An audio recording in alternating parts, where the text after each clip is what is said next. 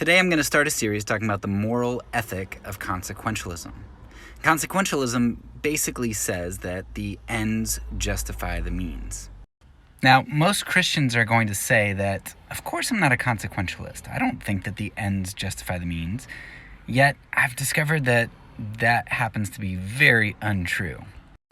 One of the first times that I really realized this was, of course, with the 2016 election in the United States, and the way that we were willing to throw morals under the bus for an outcome that we desired.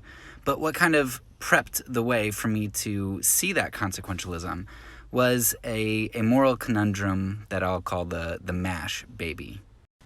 The M.A.S.H baby was a moral conundrum to me for quite a long time, and I spent a lot of hours discussing this moral conundrum with other Christians, pastors, missionaries, regular people, apologetics people, whatever, you name it.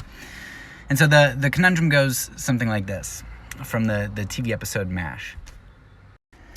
There's a bus full of South Korean civilians and some American soldiers trying to get them to safety from the North Koreans during the Korean War. Well, they spot a North Korean patrol and pull the bus off to the side of the road. Unfortunately, a baby starts to cry, and one of the American soldiers says, "Shut that baby up."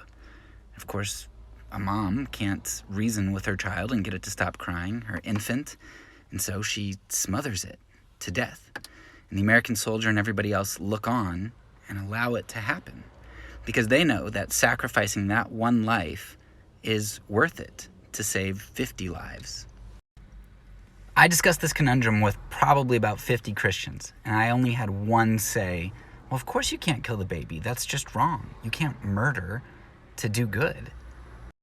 But for me and everybody else, it was a conundrum. We just couldn't figure out what the right thing to do was, because murder doesn't seem right, but is it really murder if you're saving so many lives?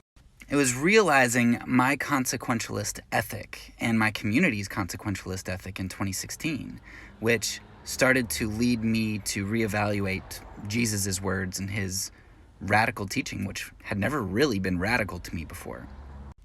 And of course, evaluating my consequentialist ethic is what allowed me to embrace the ethic of nonviolence as well.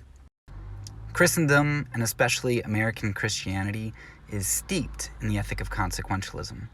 In this season, I want to uncover this consequentialist ethic and give you some examples of where we can see this playing out. But really, we're just going to skim through this season in these videos, so I recommend you check out the full season and this full episode.